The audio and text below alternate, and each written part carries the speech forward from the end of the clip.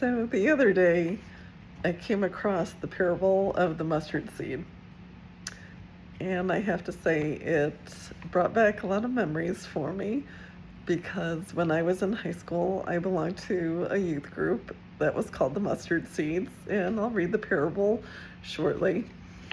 But want to give a shout out to anybody who's watching who was part of that group because those were some really fun and amazing times. And a little mischief, a lot of fun, a lot of connecting with community, and of course with God. And yeah, I wouldn't trade that for anything. So, um,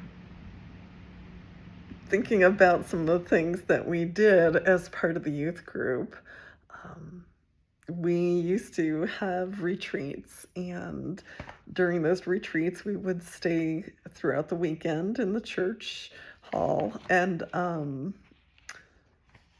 people were selected to prepare in advance a talk, and they'd have a song that would go along with their theme that they chose. And two of the songs in particular that still have stuck with me that I loved back then and I still love now are Phil Collins' Follow You, Follow Me. And I thought, I know, again, how appropriate. Like, are you choosing to follow Christ? And then another one was U2, Pride, also called In the Name of Love. And yeah, both of those are just fabulous songs. So, some of the other things that we did, as I said, there was some mischief, and of course, there was seriousness as well. But we used to, in addition to the retreats where we would have quiet times, we would have speakers. There was celebration of the mass at the end, of course.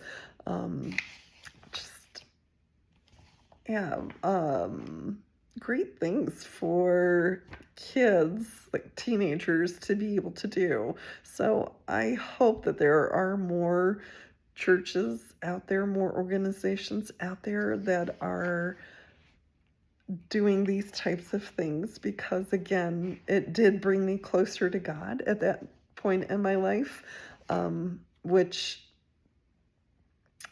allowed me then to later on really grow closer to Him. And yeah, just having others to worship with you, that was a wonderful thing too. So we had dance-a-thons, which were such a blast, and some of them would literally be all night long. In fact, there was one I recall that was 24 hours long, and for anybody who remembers me, you might remember me shouting out my song, whenever Modern English Melt With You came on. So songs have always been a way for me to connect, to have memories, and to um, just go deeply in with people and places and things. It just, yeah, it's one of those things. Let's see what else here.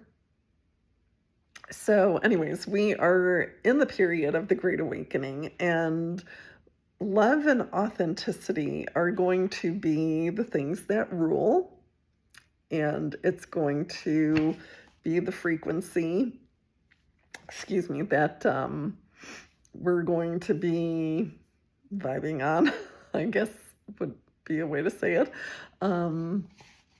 So it's interesting that, as I said, the parable of the mustard seed wound up showing up, revealing itself to me, because along with love and authenticity, right, we need to have faith. And so I'm going to start with Matthew chapter 13, verses 31 and 32. He put another parable before them, saying, "The kingdom of heaven is like a grain of mustard seed that a man took and sowed in his field. It is the smallest of all seeds, but when it has grown, it is larger than all the garden plants and becomes a tree, so that the birds of the air come and make nests in its branches." And so God is letting us know that even if we have faith as small as that of a mustard seed, he's still proud of us. He still is happy that we are putting our trust, our hope, our faith in him. And yeah, it's important because that it helps carry you through the trials and tribulations that you go through during your lifetime.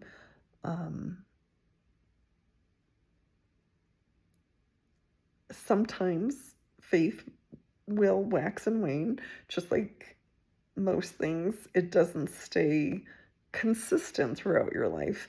And sometimes when life gets harder, that's when you grow even closer to God, right? Because you need his strength in order to get through the difficulties and the challenges. And it's important to remember too to give him praise and to be with him when you're experiencing joy and the good times as well. From Matthew chapter 17, verse 20, he said to them, "Because of your little faith,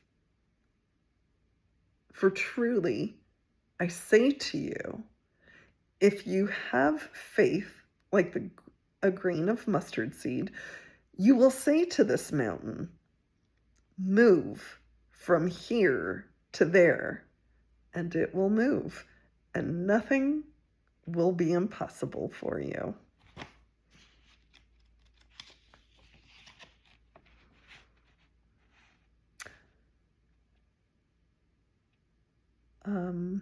I was also thinking, as far as the Great Awakening is concerned, how uh, more things are coming out, and how the thing that hit me the hardest initially was hearing the news about things that were happening to children. And so I continue to pray to God that these children who have been trafficked and the ones who have been tortured and abused and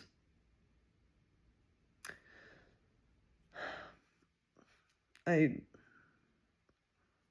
don't think I want to finish going down that path.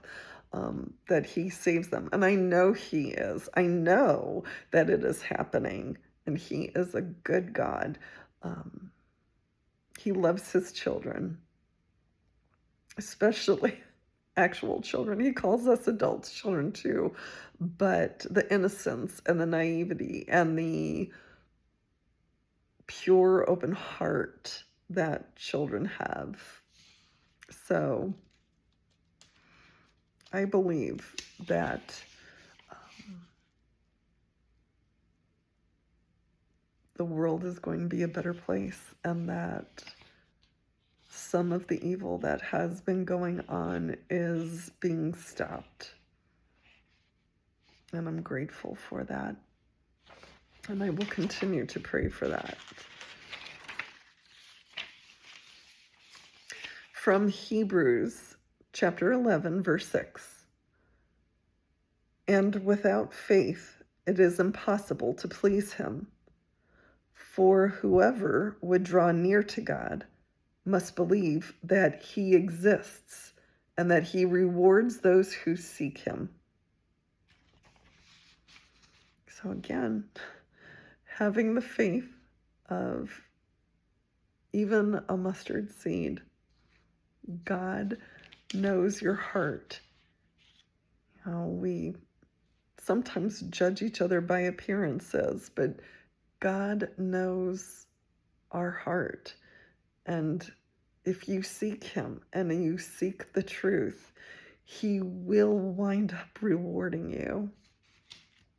So keep the faith, keep that hope alive.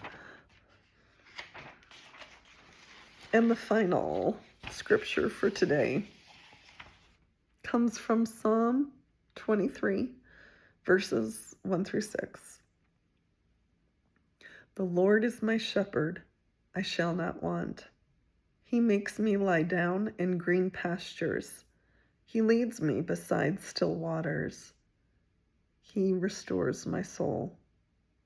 He leads me in paths of righteousness for His name's sake. Even though I walk through the valley of the shadow of death, I will fear no evil, for You are with me. Your rod and your staff, they comfort me. You prepare a table before me in the presence of my enemies. You anoint my head with oil. My cup overflows.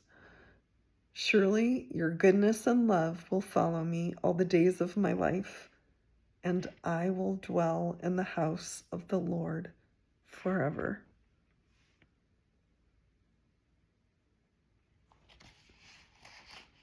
And again, it's up to us to choose to follow God.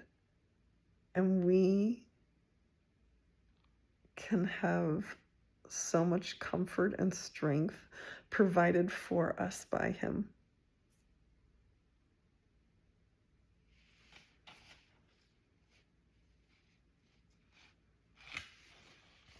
And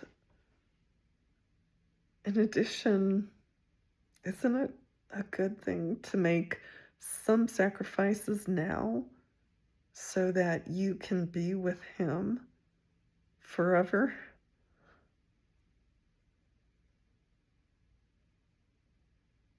It's powerful.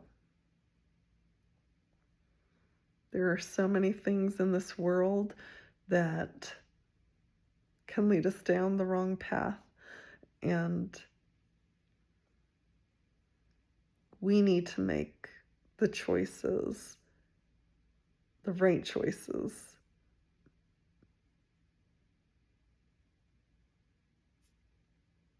It's not always easy.